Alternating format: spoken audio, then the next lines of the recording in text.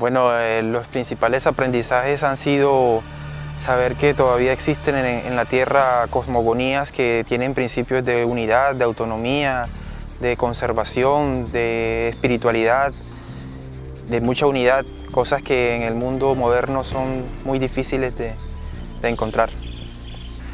Realmente es una profunda admiración por su cultura, haber aprendido cómo viven, cómo utilizan los recursos, cómo lo han hecho sustentablemente por más de 3.000, 4.000 años, digamos. Y realmente nosotros en tan poco tiempo hemos destruido todo lo que ellos han sabido cuidar, cómo tienen sus mecanismos de regulación para no presionar los recursos, regulación de caza, regulación de aprovechamiento de orquídeas, de plantas, que la selva tiene propios espíritus que hacen que ellos regulen el uso de los recursos y lo puedan manejar sustentablemente durante tanto tiempo.